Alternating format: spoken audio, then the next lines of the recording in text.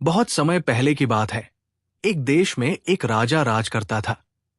उस राजा के 3 बेटे थे और अब भगवान उस पर फिर से मेहरबान थे। रानी फिर से गर्भवती थी। एक दिन राजा ने रानी से कहा, इस बार भी लड़का ही पैदा होना चाहिए। फिर उसने गुस्से से रानी की तरफ देखा और बोला, अगर तुम्हारी बेटी पैदा हुई तो मैं तीनों बेटों को मरवा डालूंगा। राजा की ये अजीब बात सुनकर रानी बहुत परेशान हुई। ये उसके बस की बात नहीं थी कि वो अपनी मर्जी से लड़के को जन्म देती, लेकिन वो ये बात अच्छी तरह समझती थी कि राजा बहुत जिद्दी है। वो अपनी कही हुई बात जरूर पूरी करेगा। वो बेचारी सोच में पड़ गई। अगर लड़का पैदा न हुआ तो? अगर इस बार लड़की पैदा हुई तो फिर क्या होगा? रानी बेचारी सोच सोच कर परेशान हो रही थी और जैसे जैसे दिन बीत रहे थे, रानी की परेशानी बढ़ती जा रही थी। लेकिन वो करती भी तो क्या करती? आखिर जब बच्चे के जन्म का समय करीब आया तो उसने अपने तीनों बेटों को अपने पास बुलाया और उन्हें अपनी परेशानी का कारण बताया। बेटों ने ये बात सुनी तो वे भी बहुत घबराए। उनको भी मालूम था कि राजा का कहा पूरा होता है। राजा जो कहता है वो उसे करके दिखाता है। लेकिन इस संबंध में वे कर भी क्या सकते थे?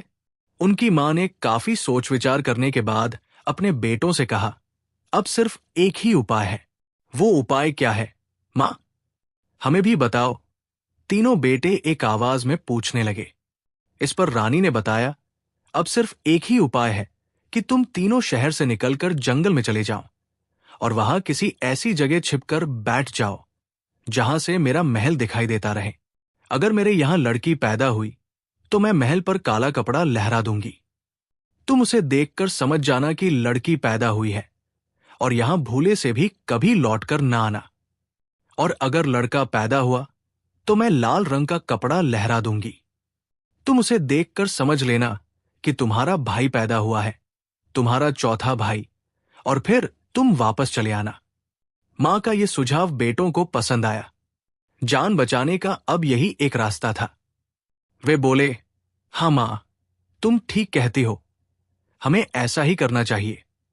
उसके बाद उन तीनों ने कुछ जरूरी सामान अपने साथ लिया। अपनी गुजर के लिए जितना सामान ले जा सकते थे उसे बांधा और जब रात हो गई तो अपनी मां से विदा होकर चुपके से जंगल की तरफ निकल गए। रात के अंधेरे में लोगों की नजरों से छिपते छिपाते वे शहर से बाहर आ गए और चलते चलते जंगल में पहुंच गए। जंगल में उन्होंने एक ऐसी जगह ढूंढी जहां से उनकी मां का महल दिखाई देता था। वहां उन्होंने इधर उधर से लकड़ियां काटकर और घास फूस इकट्ठा करके छोटी सी झोपड़ी बना ली और किसी तरह उसमें रहने लगे। तीनों रोजाना सुबह उठकर मां के महल की तरफ आंखें गड़ा देते कि देखें कौन से रंग का कपड़ा लहराता है। लेकिन जब वहां उन्हें कोई कपड़ा दिखाई न देता तो वे उदास हो जाते। इस तरह वे तीनों निराशा और आशा की जिंदगी गुजार रहे थे। लेकिन एक रोज अचानक उन्होंने देखा तो महल की छत पर काला रंग का कपड़ा लहरा रहा था। ये देखते ही वे समझ गए कि उनके यहां बहन पैदा हुई है और अब वे वापस घर नहीं जा सकते। अगर वापस गए तो राजा उन्हें मरवा देगा। अब उन्हें इसी तरह इधर उधर जिंदगी गुजारनी पड़ेगी। वे तीनों जंगल में और दूर तक अंदर चले गए ताकि कोई उन तक न पहुंच सके और इस तरह अब वे घने जंगल में कुटिया बनाकर रहने लगे। दिन गुजरते गए और समय राजा की बेटी की तरह आगे बढ़ता रहा, यहां तक कि राजकुमारी बचपन के खिलौने छोड़कर जवानी के सपनों से खेलने लगी। एक रोज उसने अपनी मां से पूछा, मां, मैंने सुना है मेरे भी भाई थे, क्या यह सच है? उसकी बड़ी इच्छा थी कि उसका भी कोई भाई हो और उसकी मां भी उसकी इच्छा से अच्छी तरह परिचित थी। लेकिन वो उसके पैदा होने पर ही राजा से कह चुकी थी कि तीनों राजकुमार न जाने कहां चले गए हैं। अब अगर वो उनके बारे में कुछ बताए तो बेटों के साथ साथ उन दोनों की जान की भी खैर नहीं थी। इसलिए उसने बेटी से भी झूठ कह दिया, नहीं बेटी, तुम्हारा कोई भाई नहीं है। मां का जवाब सुनकर राजकुमारी चुप हो गई और अपने बाग में घूमने चली गई। उसका बाग खूबसूरती में अपनी मिसाल आप था। हजारों किस्म के फूल हर तरफ झूम रहे थे। दरअसल उसे फूलों से बहुत प्यार था। इसलिए तरह तरह के फूल उसके बाग में लगवाए गए थे। लेकिन उस वक्त भाई का ख्याल आने से वो उदास हो गई थी। वो इस तरह सोच में डूबी हुई उदास बैठी थी कि इतने में वहां एक बुढ़िया आई। उसने राजकुमारी से पूछा, ए राजकुमारी, तुम्हारा बाग इतना खूबसूरत और हरा भरा है, फिर तुम उदास क्यों हो? राजकुमारी ने जवाब दिया, नहीं, मैं उदास तो नहीं हूं। लेकिन बुढ़िया कहने लगी, तुम झूठ कह रही हो, तुम उदास हो, और मुझे यह भी मालूम है कि तुम उदास क्यों हो। फिर उसने राजकुमारी की आंखों में आंखें डालते हुए कहा, तुम्हारे बाग में हर किस्म के फूल हैं, लेकिन सूरजमुखी का फूल नहीं है, और इसीलिए इस वक्त तुम उदास हो। वाकई राजकुमारी के बाग में सूरजमुखी का फूल नहीं था। उसने दिल में सोचा, भगवान जाने सूरजमुखी का फूल कितना खूबसूरत होगा, मालूम नहीं वह कैसा होता होगा। वो बुढ़िया से पूछने लगी, सूरजमुखी फूल में क्या खास बात होती है? जवाब में बुढ़िया ने बताया, सूरजमुखी का फूल सूरज की तरह चमकता है और उसकी चमक दूर दूर तक जाती है। बुढ़िया ने उसे यह भी बताया, कोई आदमी सूरजमुखी के फूल की चमक बर्दाश्त नहीं कर सकता। अगर कोई आदमी गलती से उसे हाथ लगा दे तो वो हंस बन जाता है, लेकिन औरत उसे हाथ लगा ले तो उसका कुछ नहीं बिगड़ता। बुढ़िया की ये अजीब बात सुनकर राजकुमारी बहुत हैरान हुई। उसके लिए बात जितनी नई थी, उससे कहीं ज्यादा दिलचस्प भी थी। वो बुढ़िया से कहने लगी, मैं अपने बाग में सूरजमुखी का फूल जरूर लगाऊंगी, मुझे बताओ ये फूल कहां से मिलेगा? बुढ़िया ने उसे सूरजमुखी के फूल का पता बताया और साथ ही जोर भी दिया, एक बात याद रखना, अगर किसी आदमी ने उस फूल को हाथ लगा दिया तो वो हंस बन जाएगा, और जब तक उसकी बहन 12 साल तक चुप न रहेगी, यानी चुप का व्रत न रखेगी, वो फिर से आदमी के रूप में नहीं आएगा। इन 12 साल में अगर वो एक शब्द भी मुंह से बोलेगी तो उसका व्रत टूट जाएगा। बुढ़िया ये बात कहकर चली गई और राजकुमारी सूरजमुखी के फूल के बारे में सोचने लगी। फिर कुछ ही दिन बाद उसने बुढ़िया के बताए हुए पते पर सेवक भेजकर सूरजमुखी का पौधा मंगवा लिया और उसे अपने बाग में लगा दिया।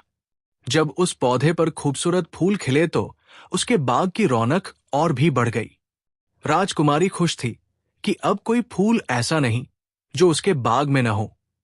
एक रोज राजकुमारी ने फिर अपनी मां से पूछा, मां, मुझे सच सच बताओ, मेरा कोई भाई है या नहीं? उसकी मां ने फिर उसे बातों में उलझाना चाहा, लेकिन राजकुमारी अपनी जिद पर अड़ गई। उसने कहा, मां, अगर तुम मुझे सच सच नहीं बताओगी तो मैं जहर खा लूंगी। ये सुनकर रानी ने कहा, अगर तुम मुझसे वादा करो कि ये बात राजा को नहीं बताओगी तो मैं तुम्हें सच बता देती हूं। राजकुमारी ने उससे वादा किया, मां, मैं वादा करती हूं कि इस बात का किसी से भी जिक्र नहीं करूंगी। वादा लेने के बाद रानी ने उसे पूरी बात बता दी कि किस तरह उसके पैदा होने के मौके पर राजा ने बेटा पैदा होने की शर्त लगाई थी और किस तरह उसने तीनों बेटों की जान बचाने की खातिर उन्हें वीरान जंगल में भेज दिया, और फिर जब वो पैदा हुई तो किस तरह महल पर काला कपड़ा लहरा दिया ताकि वे वापस न आए और अपनी जान बचाकर वहां से भाग जाए। ये सब कुछ बताने के बाद उसने एक ठंडी सांस भरते हुए कहा, भगवान जाने अब तुम्हारे तीनों भाई बेचारे किस हाल में हैं। पूरी कहानी सुनकर राजकुमारी के दिल में भाइयों की मोहब्बत और भी जाग उठी। उसने सोचा, जिन भाइयों ने मेरे लिए इतनी मुसीबतें झेली हैं, मैं उन्हें जरूर ढूंढूंगी। अगर मैं पैदा न होती तो उन बेचारों को ये दुख न झेलने पड़ते। उसने अपनी मां से पूछा, मां, अब मेरे भाई कहां होंगे? मां ने जवाब दिया, बेटी, उस वक्त तो वे सामने वाले जंगल में गए थे, लेकिन इस बात को बहुत समय बीत चुका है, अब वे न जाने कहां होंगे। राजकुमारी ने अपने दिल में ठान लिया कि चाहे कुछ भी हो जाए, वो अपने भाइयों को जरूर ढूंढेगी। वो अकेली उनकी तलाश में जाएगी, चाहे उसकी जान ही क्यों न चली जाए। उन्हें तलाश करते करते वो कई दिन तक इस उधेड़बुन में रही। आखिर एक रोज सुबह सवेरे, जबकि महल में अभी चारों तरफ शांति और सन्नाटा था, वो चुपके से उठी और उसी जंगल की तरफ चल दी जिधर उसके भाई गए थे। चलते वक्त उसने अपने बाग में से एक सूरजमुखी का फूल भी तोड़ लिया जो उसे बहुत ज्यादा पसंद था। राजकुमारी शहर से निकलकर जंगल की तरफ चलने लगी। वो दिन भर एक अनजान रास्ते पर चलती रही, यहां तक कि शाम ढल गई। चलते चलते उसके पांव भी दुखने लगे और वो थकान से चूर हो गई, मगर उसने फिर भी हिम्मत न हारी और आगे बढ़ती रही। धीरे धीरे अंधेरा बढ़ने लगा। अचानक उसने देखा कि उसके हाथ में पकड़े हुए सूरजमुखी के फूल में से रोशनी निकल निकल कर चारों तरफ फैल रही है। इसलिए वो उसकी रोशनी में चलती रही, क्योंकि अब वो रोशनी में आसानी से रास्ता देख सकती थी। डर से उसका दिल धड़क रहा था। वो डर रही थी। इतने में उसे कुटिया दिखाई दी। उसने दिल में सोचा, क्यों न यही रात गुजार लूं, सुबह फिर अपना सफर शुरू कर दूंगी। ये सोचकर वो कुटिया के करीब चली गई। उसे इस बात पर आश्चर्य भी हो रहा था कि इस घने और वीरान जंगल में ये कुटिया बनाकर कौन रहता है। जब उस कुटिया के पास पहुंची तो उसने देखा उसका दरवाजा अंदर से बंद था और अंदर से रोशनी छन छन कर बाहर आ रही थी। उसने आगे बढ़कर दरवाजा खटखटाया तो अंदर से एक नौजवान बाहर निकला और दरवाजे पर एक खूबसूरत लड़की को देखकर बहुत हैरान हुआ। उसने पूछा, ए लड़की, तुम कौन हो और इस वक्त इस जंगल में क्या लेने आए हो? जवाब में राजकुमारी बोली, मैं एक राजकुमारी हूं। यह सुनकर नौजवान ने और भी आश्चर्य से पूछा, ए राजकुमारी, तुम पर क्या मुसीबत आ पड़ी है जो इस भयानक जंगल में मारी मारी फिर रही हो? राजकुमारी ने जवाब दिया, मैं अपने भाइयों की तलाश में निकली हूं। फिर उसने वो पूरी कहानी सुनाई जो उसकी मां ने उसे बताई थी। नौजवान उसकी बात सुनकर कहने लगा, मैं तुम्हारा भाई ही हूं और दूसरे दोनों बड़े भाई अभी जंगल से वापस आने वाले हैं। भाई का नाम सुनकर राजकुमारी खुशी में बेताब होकर आगे बढ़ी ही थी कि नौजवान बोला, मगर हम तीनों भाइयों ने आपस में ये तय कर रखा है कि जिस लड़की को भी देखेंगे उसे फौरन मार डालेंगे, क्योंकि हम पर यह मुसीबत एक लड़की की वजह से आई है। न तुम पैदा होती और न महलों से हम निकाले जाते। ये कहकर उसने उस लड़की को मारना चाहा, लेकिन बहन की मोहब्बत ने उसका हाथ रोक लिया। दिल में खून का रिश्ता जाग पड़ा। उसे ऐसा महसूस हुआ जैसे उसके हाथ पांव बेजान हो गए हों। उसने अपनी तलवार एक तरफ फेंक दी और राजकुमारी से बोला, बहन, मैं तो तुम्हें कुछ नहीं कहता, लेकिन बड़े भाई आएंगे तो वे नहीं मानेंगे। वे तुम्हें देखते ही मार देंगे। उसके बाद उसने 2-3 पल सोचकर कहा, आओ, मैं तुम्हें कुटिया के उस कोने में छिपा देता हूं, ताकि वे दोनों तुम्हें देख न सकें। इतना कहकर उसने राजकुमारी को कुटिया के एक कोने में घास फूस के नीचे छिपा दिया और खुद यूं बैठ गया जैसे वहां कोई आया ही न हो। कुछ ही पल बाद उसके दोनों भाई भी आ गए जो खाने के लिए फल लेने गए थे। जब वे दोनों आराम से बैठ गए तो छोटा भाई डरते डरते बोला, मैं तुम दोनों का छोटा भाई हूं। मैंने आज तक तुम दोनों से कोई बात नहीं कही, लेकिन आज मैं एक बात कहूंगा जो हर हालत में तुम्हें माननी होगी। दोनों भाइयों ने जवाब दिया, ऐसी कौन सी बात है? हम तुम्हारी हर बात मानने के लिए तैयार हैं। इस पर छोटे भाई ने कहा, मगर पहले मुझे इस बात का वादा दो कि जो मैं कहूंगा वो करोगे। दोनों भाइयों ने उसे वादा दिया और फिर बोले, अच्छा, अब वो बताओ बात क्या है? छोटा भाई बोला, आज यहां एक लड़की आई थी। वो हम तीनों की सगी बहन है। ये सुनते ही दोनों बड़े भाई गुस्से में आ गए और कहने लगे, बहन हो या कोई और, वो लड़की है और हम उसे जरूर मारेंगे। जवाब में छोटे भाई ने उन्हें उनका वादा याद दिलाते हुए कहा, याद रखो, तुम दोनों ने मुझे वचन दिया है, वादा किया है। और वाकई उन्होंने वचन दिया था। वे दोनों चुप हो गए और फिर कहने लगे, अच्छा, हमारी बहन को तो बुलाओ, हम तुमसे वादा करते हैं कि उसे कुछ नहीं कहेंगे। उधर घासफूस में छिपी हुई राजकुमारी ये सब बातें सुन रही थी। जैसे ही उसने देखा कि दोनों भाइयों ने उसे न मारने का वादा कर लिया है, तो वो झट से निकलकर सामने आ गई। उसके सामने आना था कि भाइयों के दिल में बहन की मोहब्बत जाग पड़ी और वे उससे लिपट गए। उसके बाद उन्होंने अपनी बहन से कहा, अब तुम हमारे पास ही रहो। हम जंगल से खाने पीने का सामान ले आया करेंगे और शिकार करके लाएंगे, और तुम उसे पकाना। राजकुमारी तो पहले ही यही चाहती थी कि अपने भाइयों के पास रहें। वो खुश हो गई और खुशी में शाही महलों का सारा आराम भी भूल गई। फिर उसने जल्दी से घास-फूस में छिपाया हुआ सूरजमुखी का फूल निकालकर भाइयों से कहा, देखो, मैं तुम्हारे लिए क्या लाई हूं। फूल की रोशनी सारी कुटिया में फैल रही थी। जब भाइयों ने ये अजीब फूल देखा तो वे तीनों जल्दी से आगे बढ़े और उन्होंने उसे छू लिया। फूल का छूना था कि पल भर में वे तीनों हंस बन गए और देखते ही देखते वहां से उड़ गए। राजकुमारी बहुत पछताई। वो खुशी में बुढ़िया की ये बात भूल गई थी कि उसे छूने से कोई भी आदमी हंस बन जाएगा। मगर अब क्या कर सकती थी? जो होना था वो तो होकर रहता है। उसने अपने तीनों भाइयों को पा लिया था, मगर अपनी गलती से दोबारा खो दिए थे। अब न तो वो अपने घर वापस जा सकती थी और न अकेली वहां रह सकती थी। घर जाए तो किस मुंह से, और अकेली जंगल में रहे तो कैसे?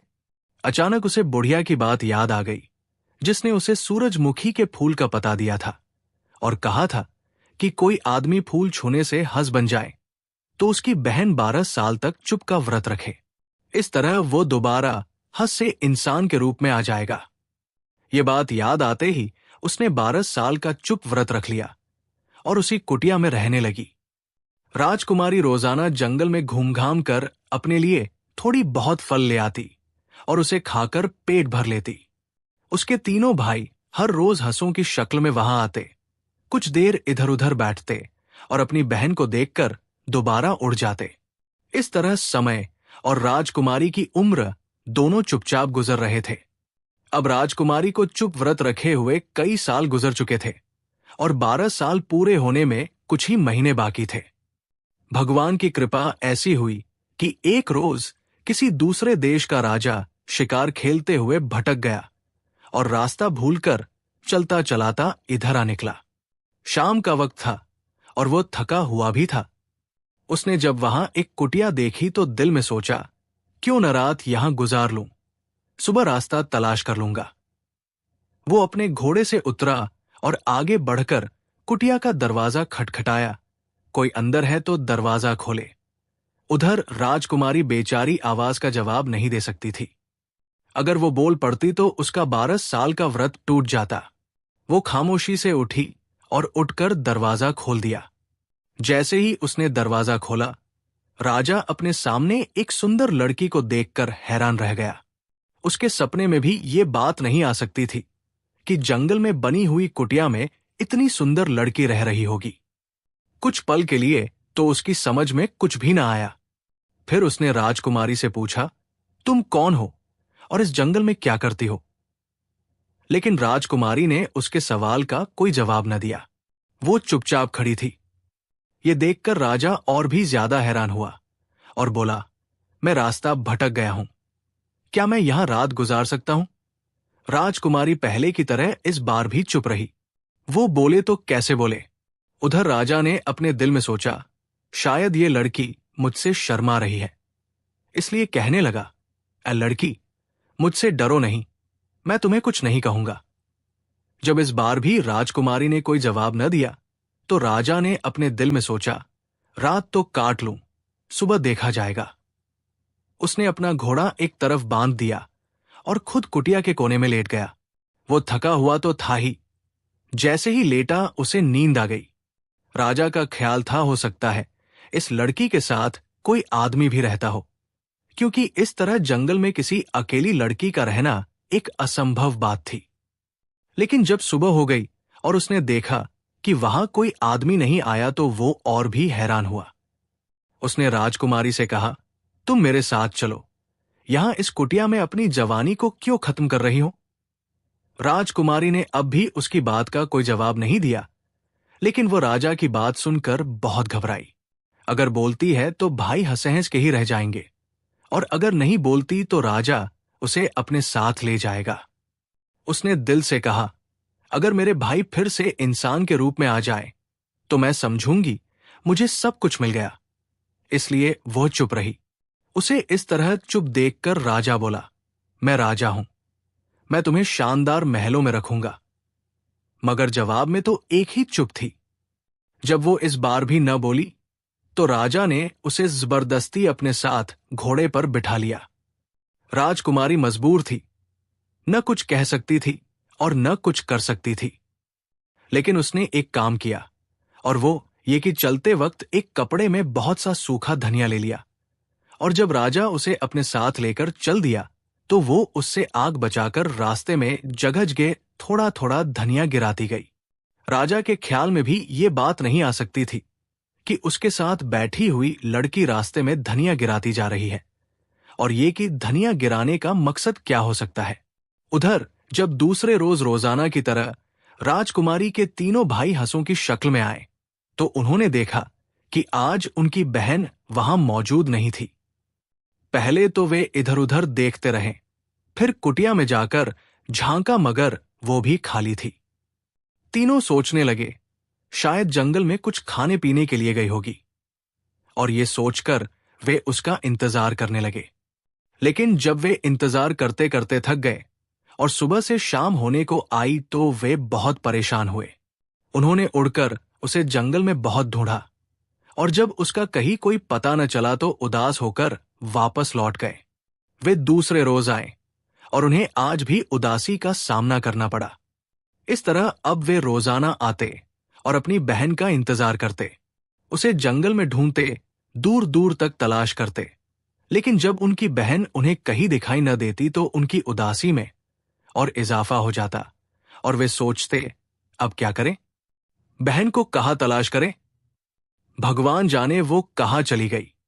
एक रोज वे उदास होकर वापस जाने के लिए उड़ने ही वाले थे कि उन्होंने देखा एक तरफ हरा धनिया कतार की सूरत में उगा हुआ था।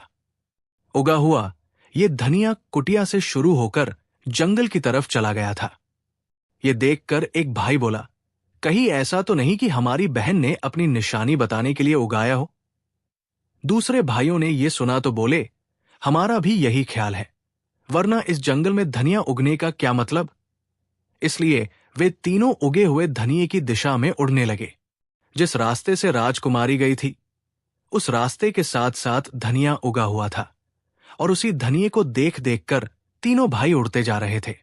जब उन्होंने ये देखा कि धनिया बाकायदा एक रास्ते के साथ उगा हुआ है और कहीं खत्म नहीं होता तो उन्हें यकीन हो गया कि ये उनकी बहन अपनी निशानी छोड़ती गई है ताकि उसके भाई उसका पता चला सके।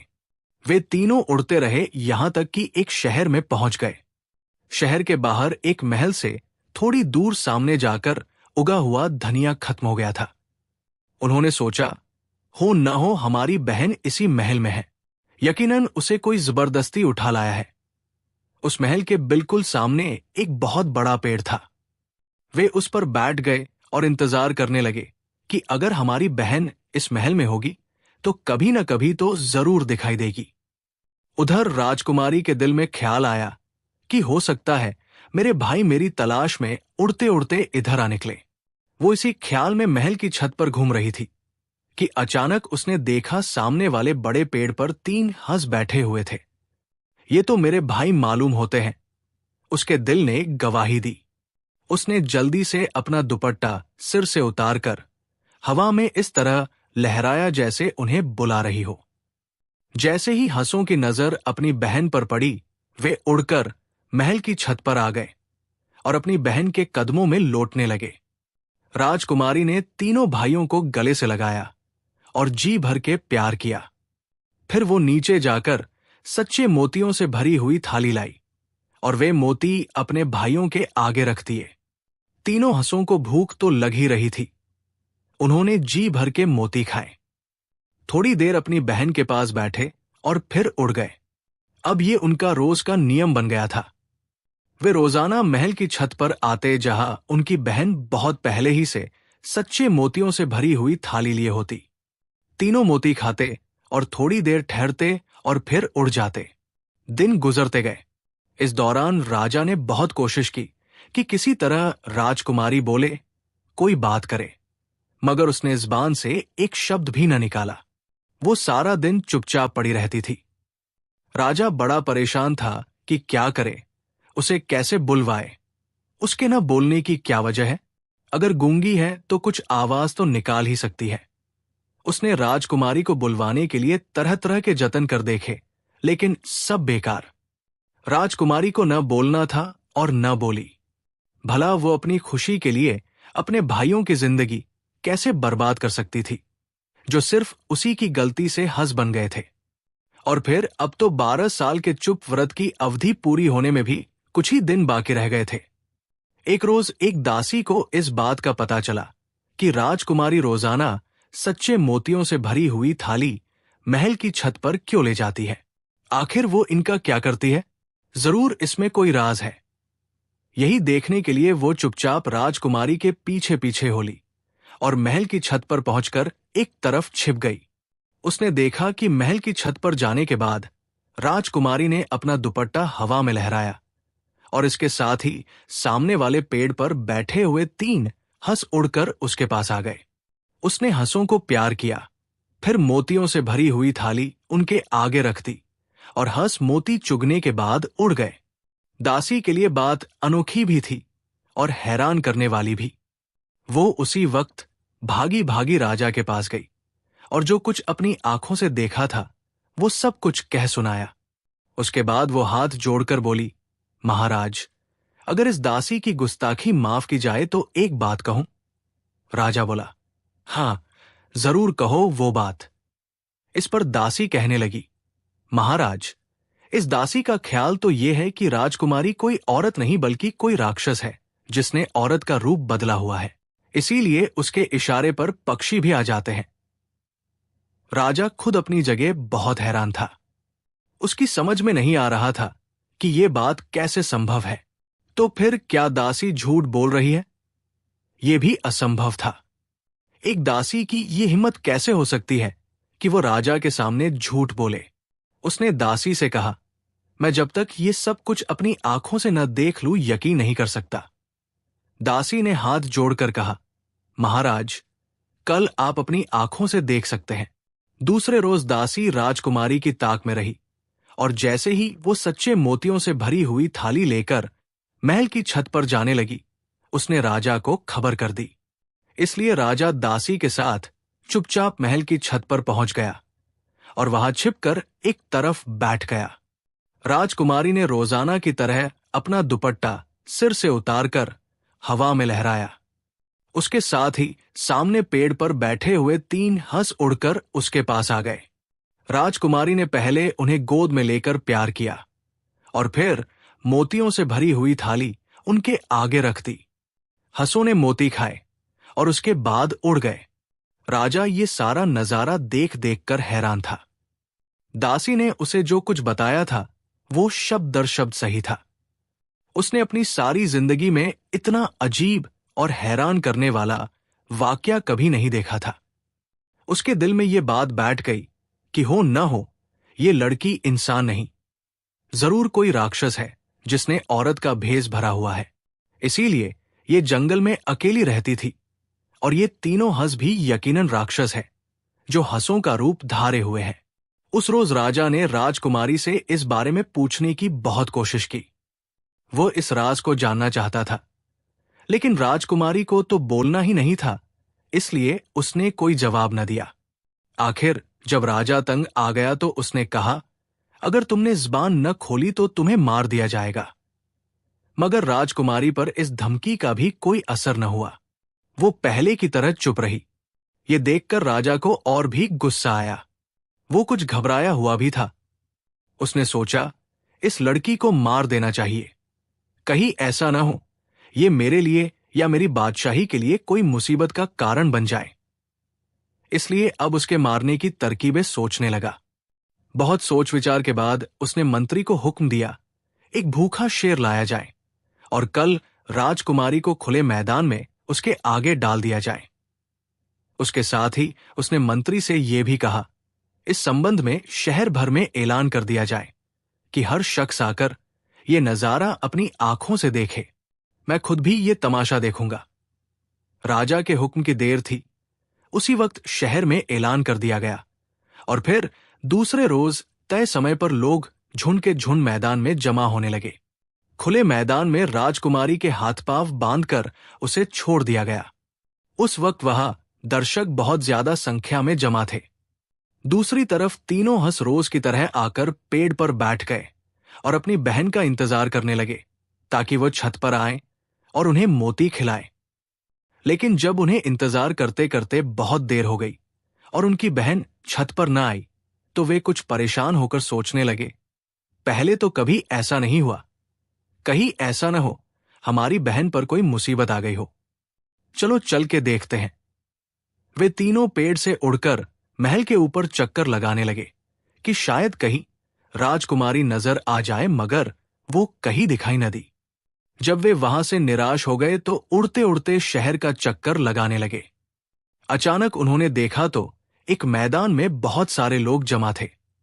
एक तरफ राजा और मंत्री बैठे थे और मैदान के बीच उनकी बहन थी जिसके हाथ पांव बंधे हुए थे। उसके करीब एक बड़ा सा पिंजरा था जिसमें बंद एक शेर दहाड़ रहा था। सिर्फ पिंजरा खुलने की देर थी। छोटा भाई बोला, हमारी बहन शेर के आगे डाली जा रही है, भूखे शेर के आगे। इसे बचाने की कोई तरकीब सोचो, हमें जल्द कुछ करना चाहिए। दूसरे दोनों ने कहा और वे ऊपर उड़ते हुए तरकीबें सोचने लगे। उधर जैसे ही उस दासी की हंसों पर नजर पड़ी तो उसने राजा से कहा, राजा साहब, देखिए वही राक्षस उसे बचाने के लिए आ गए हैं। इस पर राजा एक ठाका लगाकर बोला, घबराओ नहीं, अब उसे कोई नहीं बचा सकता।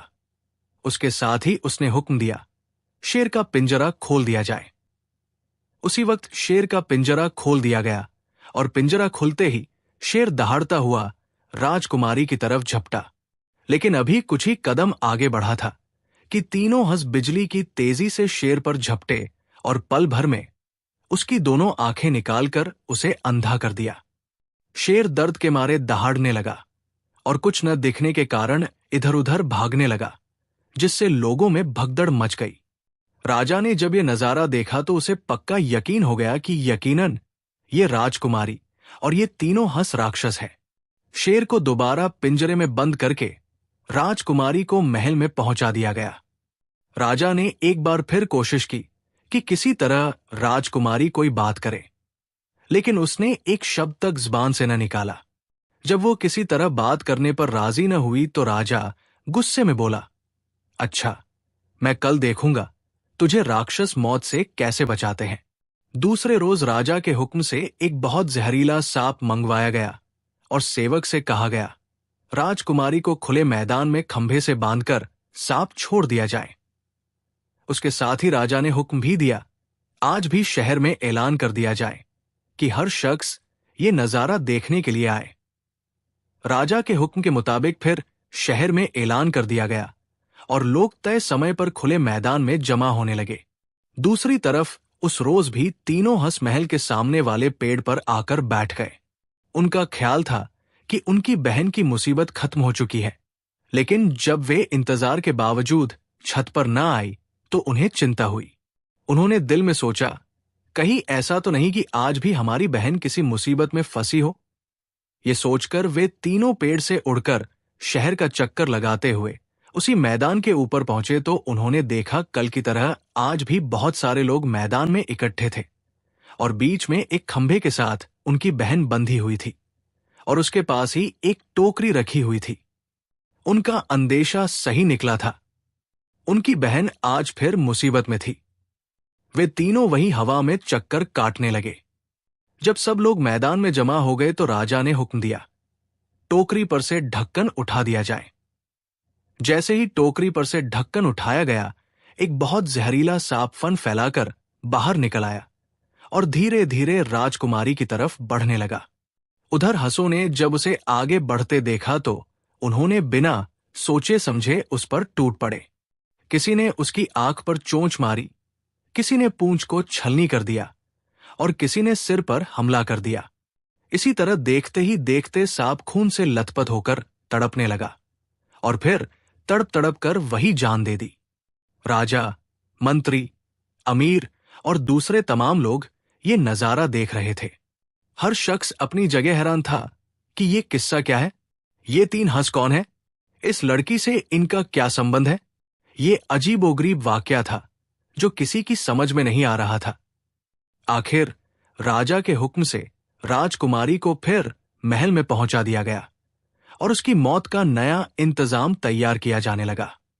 उस रात राजा देर तक ये सोचता रहा कि अब किस तरह इस लड़की को खत्म किया जाए।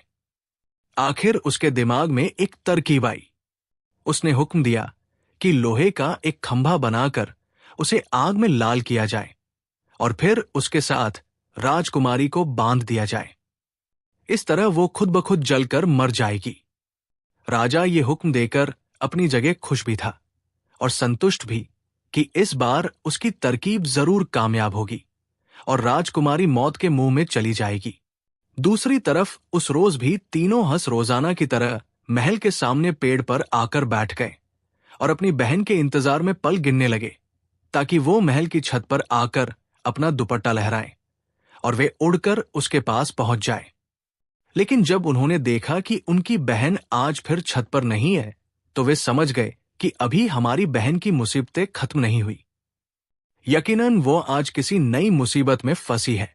वे तीनों पेड़ से उड़े और शहर का चक्कर लगाते हुए उसी मैदान के ऊपर पहुंच गए जहां आज फिर अनगिनत लोग मौजूद थे। उन्होंने जरा नीची उड़ान से करीब जाकर देखा तो वहां एक लोहे का खंभा था जो उस वक्त आग की तरह दहक रहा था और उससे कुछ ही फासले पर कुछ सिपाही उनकी बहन को पकड़े खड़े थे। उसके हाथ पांव बंधे हुए थे और दुख से बेहाल दिखाई दे रही थी। उधर बहन ने भी देख लिया था उसके भाई आ गए हैं और राजा भी तीनों हंसों को मैदान पर चक्कर लगाते हुए देख रहा था। उसने ठहाका लगाकर बड़े गौर से कहा, अब देखता हूं ये इसे कैसे बचाते हैं। उसके बाद उसने सेवक को हुक्म दिया, राजकुमारी को दहकते हुए खंभे के साथ बांध दिया जाए ताकि ये तड़प तड़प कर जान दे दे। राजा के हुक्म की देर थी। सेवक राजकुमारी को लिए हुए दहकते हुए खंभे की तरफ बढ़ने लगे। हर शख्स ये समझ चुका था कि अब राजकुमारी का जिंदा बचना संभव नहीं। आज मौत ही इसका भाग्य है। तमाम दर्शक उसकी मौत के इंतजार में थे और ऊपर तीनों हंस बेबसी से चक्कर लगा रहे थे। वे सोच रहे थे, अब क्या करें? अपनी बहन को कैसे बचाएं? उनकी बहन मौत के मुंह में जा रही थी और वे कुछ नहीं कर सकते थे। उन्होंने जब ये जान लिया कि अब बहन को बचाने का कोई रास्ता नहीं है तो आपस में कहने लगे, आज हमारी बहन की मौत पक्की है, क्यों ना एक बार इसको करीब जाकर देख लें। ये इरादा करके उन्होंने अपनी उड़ान नीची से नीची कर दी। फिर उड़ते उड़ते अपनी बहन के कदमों में जा गिरे और प्यार से उसके पांव से लिपट गए। भगवान की लीला देखिए कि ठीक उसी वक्त राजकुमारी को चुप व्रत रखे हुए 12 साल पूरे हो चुके थे। उसने सूरजमुखी के फूल को छूकर हंस बनने और हंस से इंसानी रूप में वापस आने की शर्त पूरी कर दी थी। इसलिए जैसे ही तीनों हंस राजकुमारी के पांव से लिपटे, वो खिलखिलाकर हंस पड़ी और उसके साथ ही लोगों ने देखा कि वहां 3 हंसों की जगह 3 सुंदर राजकुमार खड़े मुस्कुरा रहे थे और उनके चारों तरफ सूरजमुखी के फूल बिखरे हुए थे। सेवक ने जब ये कभी न होने वाला नजारा देखा तो इतने घबराए कि राजकुमारी को वहीं छोड़कर भाग खड़े हुए। राजा भी हैरान था। मंत्री, अमीर अपनी जगह हैरान देख रहे थे और दूसरे लोग भी चुप थे। उन सबकी हैरानी में अभी और इजाफा होता कि तीनों राजकुमार अपनी बहन को साथ लेकर आगे बढ़े और राजा के सामने पेश होकर उसे झुककर प्रणाम किया। इस पर राजा ने आश्चर्य से पूछा, ये अजीबोगरीब वाकया हम सबके लिए आश्चर्य का कारण है। क्या तुम इसके बारे में कुछ बता सकते हो कि ये सब क्या है? इसमें क्या राज है?